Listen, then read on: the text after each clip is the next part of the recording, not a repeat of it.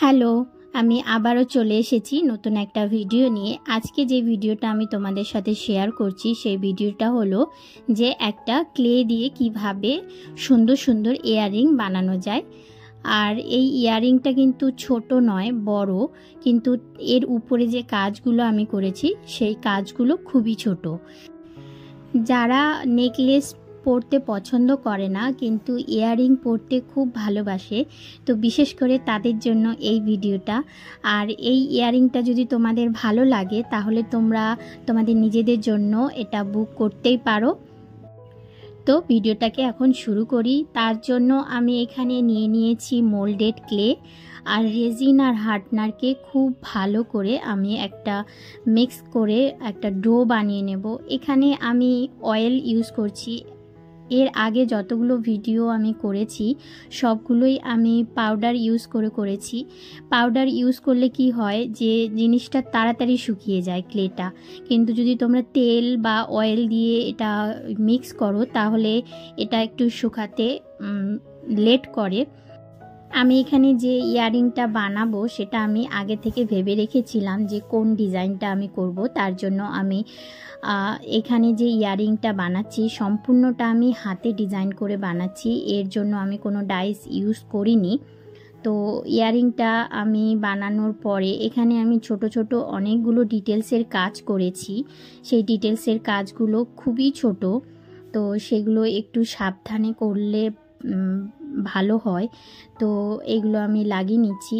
যখনই ছোট কাজ করবে ক্লের তখনই একটু ক্লেটা যাতে একটু শুকানো থাকে তখন সুবিধে হয়। আমার যে ডিজাইনটা করা ছিল সেই ডিজাইনটা আমার করা কমপ্লিট হয়ে গিয়েছে। আর আমি দুটো ইয়াররিংয়ের মিডিলটে বরাবর আমি হোল বানিয়ে নিয়েছি।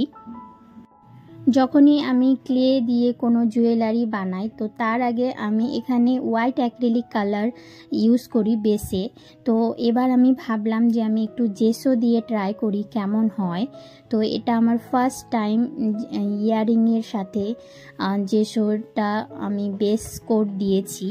এরপরে যে কালারটা আমি চয়েস করেছি সেই কালারটা আমি এখানে করে নিচ্ছি।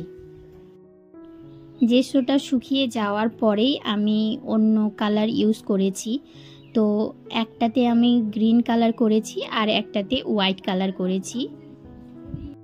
ইয়াররিংয়ের কালার তুমি যেটাই রাখো না কেন, বেস কোটে যদি তুমি সাদা কালার করে নাও তাহলে কিন্তু তোমার অন্য কালার যেগুলো থাকে সেগুলো অনেকটাই কম লাগে। তার জন্যই আমি বেস কালার কিছু একটা করে নিই, তারপরেই আমি অন্য একটা কালার এখানে লাগাই। ইয়াররিংটা পুরো শুকিয়ে যাওয়ার পরে আমি উপর পোর্শনে স্টার্ট লাগাবো। তার জন্য আমি এখানে ফেব্রিক গ্লু দিয়ে অল্প আমি ক্লে দিয়ে সেটাকে অ্যাটাচ করে নেব। এরপরে আমি মিডিল পোর্শনে আমি জাম্পিং লাগিয়ে দিলে পুরোপুরি আমার ইয়াররিং কমপ্লিট। ইয়াররিংটা যাতে আমার খুব তাড়াতাড়ি নষ্ট না হয়ে যায় তার জন্য আমি এখানে ভার্নিশ ইউজ করেছি। ভার্নিশের আমি এখানে দুটো কোট দিয়েছি। তো ভার্নিশ ইউজ করলে ইয়াররিংটা নষ্ট হবে না আর তার মধ্যে একটা শাইনি গ্লেজ থাকবে। আর তোমরা রাফ ইউজ করলেও তোমাদের ইয়াররিংটা নষ্ট হবে না। ইয়াররিংয়ে ব্যাকে কিন্তু তোমরা কালার করে নেবে। আমি কালার করাটা তোমাদেরকে দেখাইনি, কিন্তু আমি পরে কালার করে নিয়েছি।